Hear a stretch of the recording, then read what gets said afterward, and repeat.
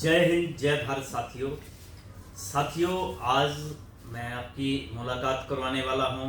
पटियाला लोकसभा के प्रत्याशी रहे हैं 2024 के लोकसभा चुनावों में रणजीत सिंह भाटिया जी, और हमारे साथी मुंबई से अक्षय महरे भाटिया जी आज जीतपुर में मेरे ऑफिस में आए हैं। तो पहले तो मैं आप दोनों लोगों का स्वागत करता हूं कि आपने समय निकाला और हमारे पास आए।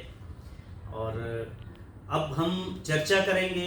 देखिए, हम तीनों, मैं जैसे मंडी लोकसभा का प्रत्याशी रहा हूँ, अक्षय महरे जी ने भी वर्धा लोकसभा से चुनाव लड़ा है, रणजीत जी ने पटियाला लोकसभा से चुनाव लड़ा है। तो हम उसी पे चर्चा करना चाहेंगे कि कैसे अनुभव रहे और क्या क्या सीखा, क्योंकि हमने सीखा ही है उसमें। और बहुत से लोग आज भी जिनकी मदद की है वो लोग कॉल करते हैं। कर्जा मुक्ति अभियान में हमने लगातार साथ में काम किया है, तो वो सारी चर्चा करेंगे। और जो लोग हमारे साथ जुड़े हैं उनकी मदद के लिए क्या प्रयास किए जा रहे हैं, किस तरह से उनकी मदद हो सकती है, उसके बारे में भी हमारी चर्चा, हमारी डिस्कशन होगी। तो अक्षय जी, आप शुरू करें कि आप अपने एरिया में कैसे काम किया, जो लोग आपके साथ जुड़े थे अभी क्या है, उन लोगों की समस्या खत्म हुई नहीं हुई, या क्या आप उनकी सहायता कर पा रहे हैं, नहीं कर पा रहे हैं। जय हिंद जय भारत साथियों, मैं अक्षय भारती, जैसे कि आप सभी लोग जानते हैं। और अगर कर्ज मुक्त भारत अभियान के बारे में बताया जाए तो साथियों, हम लगातार लोगों की मदद करते आ रहे हैं। पहले भी हमने लोगों को प्रमाण पत्र दिलवाए, उससे भी उनकी मदद हुई। उसके बाद कार्ड दिलवाए, उससे भी उनकी मदद हुई। और अभी तो हम प्रयास कर रहे हैं कि डायरेक्टली उनका लोन जो है वो सेटलमेंट अगर हमसे हो सकता है तो हम करा देंगे, या अगर किसी एडवोकेट से, जो हमारे कॉन्टैक्ट्स में अभी एडवोकेट्स हैं, जैसे मैं भी एलएलबी हूँ, तो उस हिसाब से अगर लीगल वे से अगर लोगों की मदद हम कर सकते हैं तो बिल्कुल हम करने का प्रयास कर रहे हैं। और साथियों, यही आवश्यक है कि अगर हमें किसी की मदद करनी है तो अगर उसकी कर्ज के कारण अगर वो परेशान है, अगर बैंक वाले उसे प्रताड़ित कर रहे हैं, परेशान कर रहे हैं, तो बजाय हम उसे ये कहें कि आप इस तरह से बात करो बैंक से, या ये डॉक्यूमेंट डीआरए सर्टिफिकेट है कि या नहीं है, ये चेक करो, उससे अच्छा कि हम उस रिकवरी वाले से बात करें डायरेक्टली, या हम उसे एक लीगल नोटिस बना कर करें और उसे कहें कि आप ये नोटिस लेकर के अपने ब्रांच में जाइए, बैंक में जाइए, या आपके ब्रांच मैनेजर से मेरी बात करा के दीजिए, तब उसकी रियल में हेल्प होगी। और हम प्रयास कर रहे हैं कि वही करने की।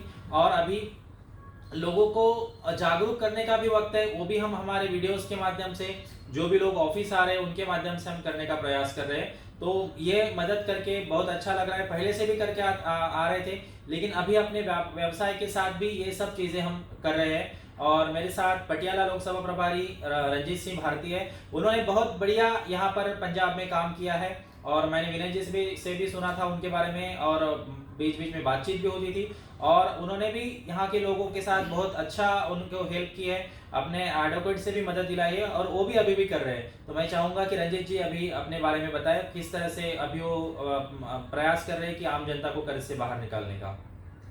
रणजीत जी, जैसा कि अभी सर ने हाल ही में एक वीडियो डाला था और उसमें जो ऑडियंस दिखाई गई थी, जो लोग थे, तो मुझे लगता है आप तो आपके ऑफिस के थे, या हरमन जी थे हमारे साथ लीडर, उनके ऑफिस के थे।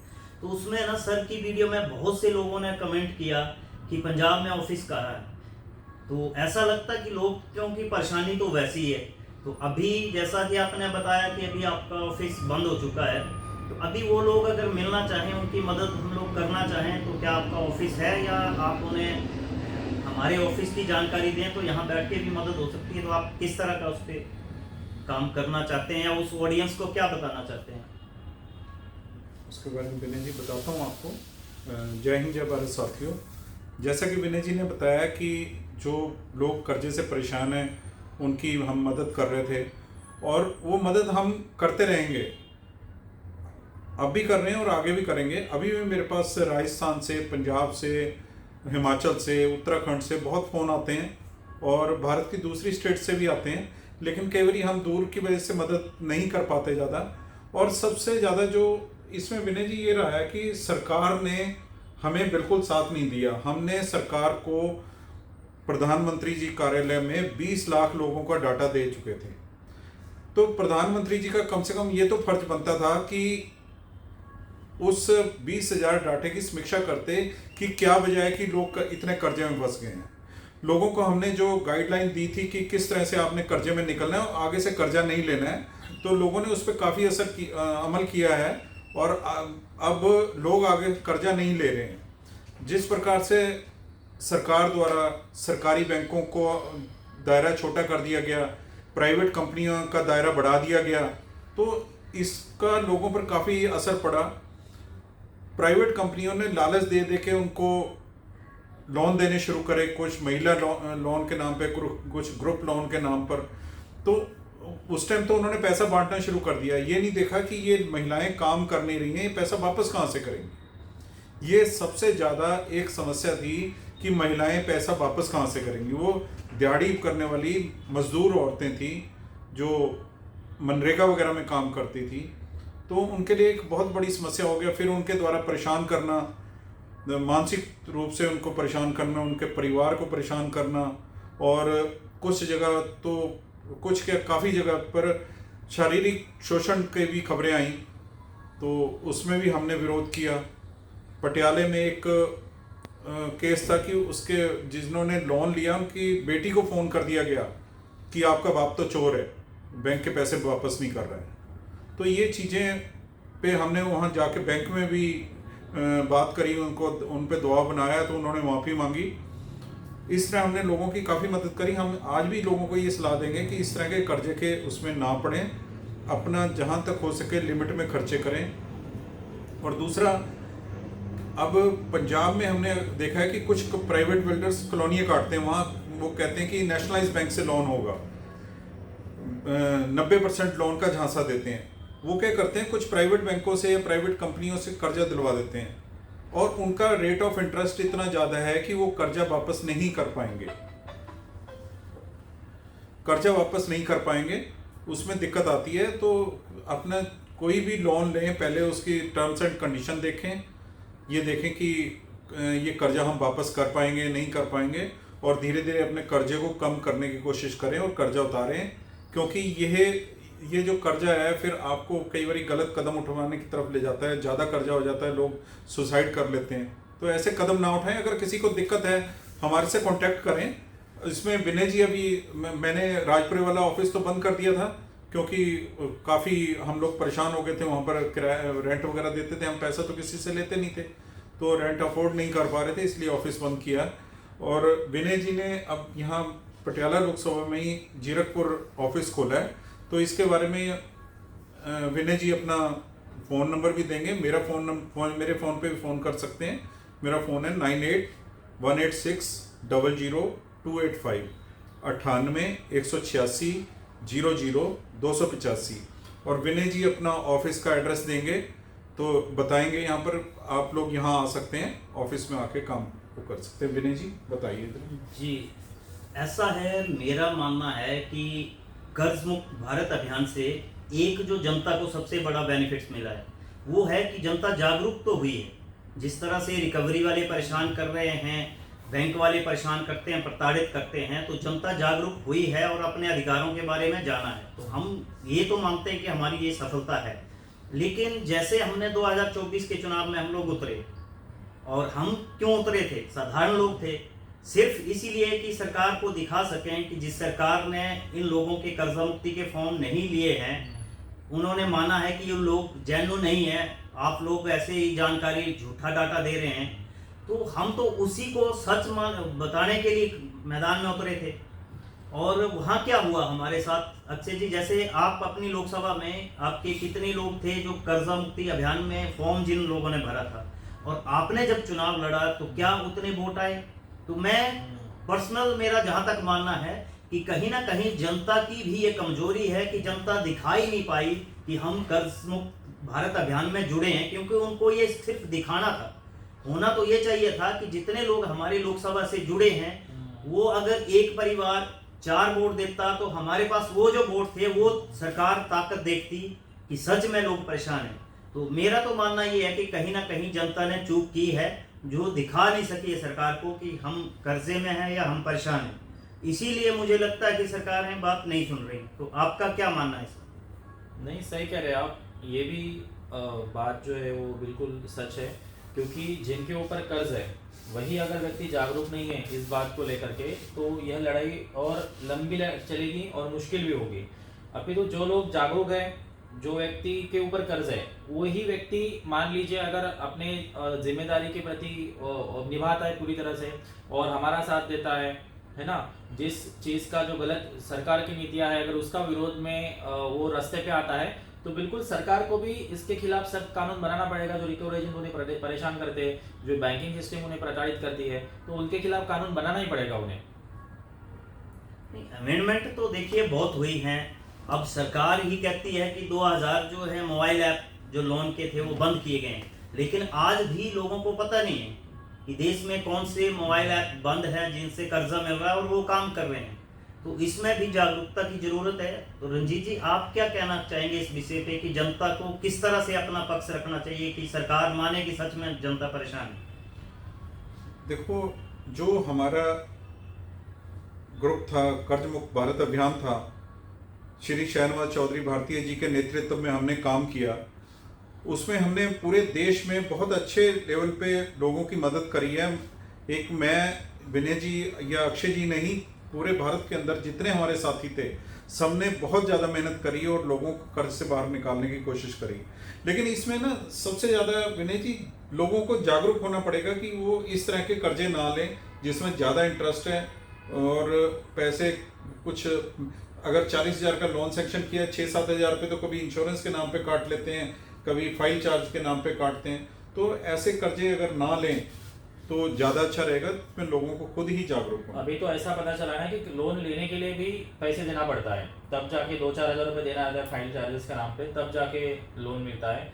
और मैंने अभी रिसेंटली एक वीडियो बनाया जिसमें सरकार ने जो जो चाइनीज़ एप्लीकेशन बंद कर रहे हैं उसकी जो लिंक है वो मैंने अपने जो चैनल है व्हाट्सएप का उस पर डाली है। तो काफ़ी सारे उसमें अलग अलग एप्लीकेशंस का नाम है जो सरकार ने बंद कर दिए है, फिर भी लोग उससे उस एप्लीकेशन का API डाउनलोड करके उससे लोन ले रहे हैं। और फिर परेशान जब होते हैं तो कॉल करते हैं फिर उन्हें वो कहते हैं कि हमारे फोटो एडिट किए गए सर, हमारे रिलेटिव को फ़ोन जा रहे हैं, जबकि शुरू में ही वो अपना एसेस दे देते कॉन्टैक्ट्स का, उन्हें शुरू में ही गैलरी का एसेस दे देते।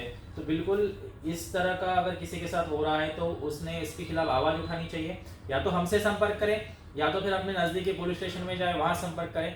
लेकिन कर्ज के कारण कोई भी व्यक्ति गलत कदम नहीं उठाना है, क्योंकि हम सब आपके लिए अभी भी खड़े हैं। हमारा बिजनेस करके, हमारा व्यवसाय करके, काम धंधा करके, फिर भी हम आप लोगों के लिए अभी भी खड़े हैं। जब भी आपको हम में से किसी की भी ज़रूरत लगे, अपनी टीम जो है अलग अलग राज्यों में आज भी कार्य कर रही है, पहले जैसा कार्य नहीं कर रही है मानते हैं, लेकिन आज भी अगर आपको किसी भी चीज़ की ज़रूरत है तो बिल्कुल हम आपके साथ हैं। कोई भी रिकवरी वाला परेशान कर रहा है, प्रताड़ित कर रहा है, या कोई भी व्यक्ति अगर आपसे ज़्यादा बदसलूकी कर रहा है, फिर भी हमारी टीम जो है आपके साथ है, या हम हमारे ऑफिस में आके मिल सकते हैं। अभी यहाँ पे अपना ऑफिस है चंडीगढ़ में, जैसे जीरकपुर अम्बाला चंडीगढ़ नेशनल हाईवे में, या यूनिवर्सिटी होम है, वहाँ पर अपना ऑफिस है। तो नॉर्थ इंडिया के जो लोग हैं, जो पंजाब, चंडीगढ़, हरियाणा और पंचकुला से आते हैं, हिमाचल से आते हैं, वो यहाँ आ सकते हैं। महाराष्ट्र में मुंबई में भी अपना ऑफिस है, ठाणे में, उसके बाद बीड़ में ऑफिस है, जो प्रादेशिक ऑफिस है महाराष्ट्र का, वहाँ शनिवार और रविवार हम मिलते हैं 3 बजे से लेकर के 5 बजे तक, अपॉइंटमेंट लेकर के आना है। तो आज भी हम वो काम कर रहे हैं। तो आपको हिम्मत नहीं हारना है, और अगर आपको किसी भी चीज़ की दिक्कत जाती है या कोई भी व्यक्ति परेशान करता है तो बिल्कुल पुलिस में शिकायत करनी है आपको। तो साथियों, हम यही कहना चाहेंगे, बहुत से साथी कमेंट करते हैं, हमारे कॉल्स नहीं उठाए जाते हैं, हमारी जो समस्या है उसको सुना नहीं जाता है। तो आपने देखा होगा सभी लीडर्स उस लेवल पर काम तो नहीं कर रहे हैं, ये तो सच्चाई है। और नहीं कर रहे हैं उसका कारण यही है कि उनको भी अपना घर चलाना है, उनको भी अपना व्यापार देखना है, कुछ लोग नौकरी करते हैं, नौकरी देखनी है। इसके बावजूद आज भी प्रयास कर रहे हैं कि जितना हो सके उतना आप लोगों की मदद करेंगे। तो आप जागरूक होइए, अपने अधिकारों के बारे में जानिए, और ये लड़ाई है, लड़नी पड़ेगी, आपको आगे आना पड़ेगा। जिस तरह पहले पूरे देश में लोगों ने एक दूसरे की मदद की है, उसी तरह संगठित रहेंगे, एक दूसरों की मदद करेंगे। तो हम भी प्रयास करेंगे कि ज़्यादा से ज़्यादा लोगों की मदद की जा सके, उन तक पहुंचा जा सके। जय हिंद। एक मैं अक्षय और बात कहना चाह रहा था कि सरकार को जो सिविल लोगों का खराब हुआ है, उस सिविल की तरफ भी ध्यान देना चाहिए। ताकि लोग सरकारी बैंकों से, नेशनलाइज बैंकों से, अच्छे बैंकों से लोन ले सकें।